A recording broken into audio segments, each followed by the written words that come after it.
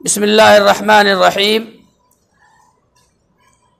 شرک کے بچنے کے لیے ایک میں آپ لوگوں کو بہت پیارا مثال دے رہا ہوں کہ ایک انسان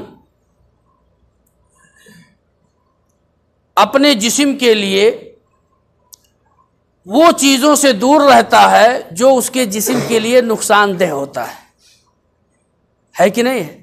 اگر کسی کو شوگر ہو جائے تو وہ مٹھاس والی چیزوں سے وہ دور رہتا ہے، ہمیشہ وہ اسٹوہ میں رہتا ہے کہ کون ایسی چیز میں کھاؤں کہ اس میں شوگر نہ ہو، ہے کہ نہیں؟ یا کسی انسان کو بلڈ پریشر بہت ہائی ہو اور وہ نمک سے وہ بچتا ہو، اس سے پوچھا جاتا ہے بھائی آپ نمک سے کیوں بچتے ہیں؟ تو وہ کیا کہتا ہے کہ بی پی میرا بہت ہائی ہے، بلڈ پریشر، اس لیے میں نمک نہیں کھاتا ہوں۔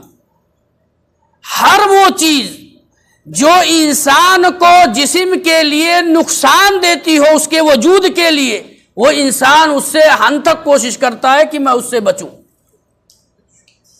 ایسے ہی وہ عمل جو اللہ کو ناراض کرنے والی عمل ہے، وہ عمل جو انسان کو جنت سے محرومی کا سبب ہے، اس عمل سے انسان کو بچنا چاہیے۔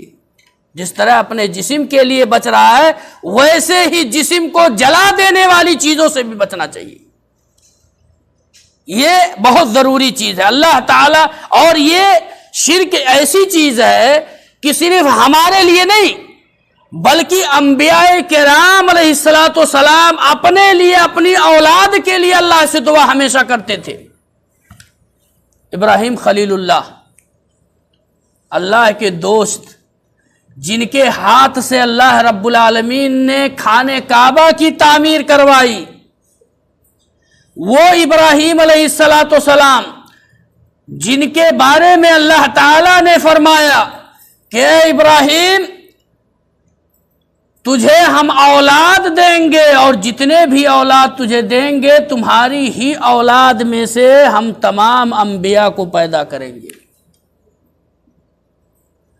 یہاں تک کہ حضرت ابراہیم علیہ الصلوۃ والسلام کو اللہ نے جب اسحاق علیہ الصلوۃ والسلام کی بشارت دی تو اسحاق کے بعد پوتے کی بھی بشارت دی اللہ تعالیٰ نے۔ فوراً کہا صرف میں اولاد کی نہیں بشارت دے رہا ہوں، بیٹے کی، بیٹے کی بھی بشارت میں تمہیں اسی وقت دے رہا ہوں۔ قرآن پڑھیے آپ، اللہ نے نام ذکر کر دیا، اسحاق کے بعد ہم یعقوب کو پیدا کریں گے، اور تمہاری اہلیہ حضرت سارہ کی زندگی میں ہم یعقوب کو پیدا کریں گے، تم دادا بنو گے۔ اللہ رب العالمین نے قرآن میں اس کا نقشہ کھینچا ہے اس چیز کا۔ تو کہنے کا مطلب یہ ہے کہ حضرت ابراہیم خلیل اللہ ہونے کے باوجود بھی شرک سے اپنا بھی بچنے کے لیے اللہ سے ہمیشہ دعا کی، اور اپنی اولاد کو بھی۔ حالانکہ حضرت ابراہیم علیہ السلام فلما رأى الشمس بازغا، جب سورج کو دیکھا ظاہر ہوتے ہوئے، کہا چاند کو دیکھا، کہا یہ ہمارا رب ہے، ستاروں کو دیکھے، کہا یہ ہمارا رب ہے، روشنی پھیلاتا ہے، سورج کو دیکھا، کہا کہ یہ تو بہت زیادہ روشنی پھیلاتا ہے، یہ ھذا ربی ھذا اکبر، یہ سب سے بڑا رب ہے ہمارا۔ لیکن جب وہ ڈوب گئے تو کیا کہا لا احب الافلین، ڈوبنے والے کو میں پسند نہیں کرتا ہوں۔ ڈوبنے والا رب نہیں ہو سکتا ہے۔ اگر کوئی چیز ختم ہو جائے تو جب وہ چیز ختم ہو گئی تو وہ کہاں اس چیز کو فائدہ پہنچا سکتا ہے؟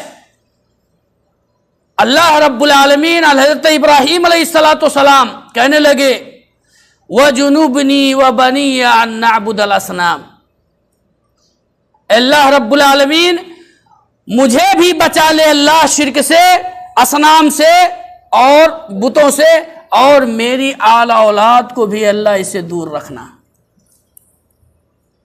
میری آل اولاد کو بھی اپنے علاوہ غیروں سے اللہ رب العالمین دور رکھنا۔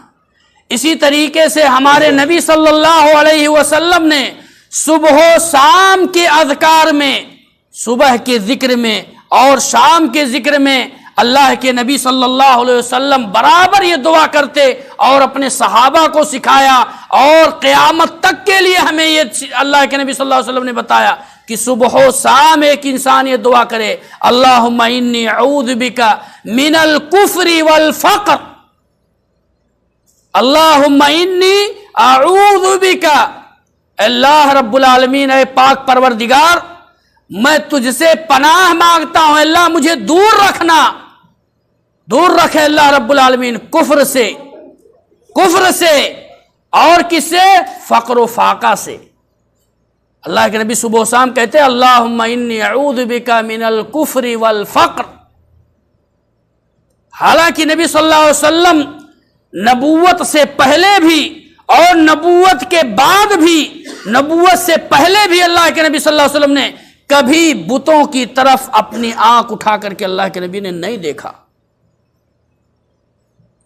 اسی طریقے سے اللہ کے نبی صلی اللہ علیہ وسلم یہ بھی دعا اسی میں ہے، اللہم انی اعوذ بک من عذاب القبر لا الہ الا انت۔ دیکھیں یہاں توحید، اللہ کے نبی نے دعا سکھائی، اللہم انی اعوذ بک من الکفر والفقر واعوذ بک من عذاب القبر لا الہ الا انت۔ اللہ کے نبی صلی اللہ علیہ وسلم نے یہ دعا ہمیں بتائی ہے، اور یہ دعا اور ایک دعا اور اللہ کے نبی نے ہمیں بتائی، یہ دعائیں یاد کریں میرے بھائی شرک سے بچنے کے لیے۔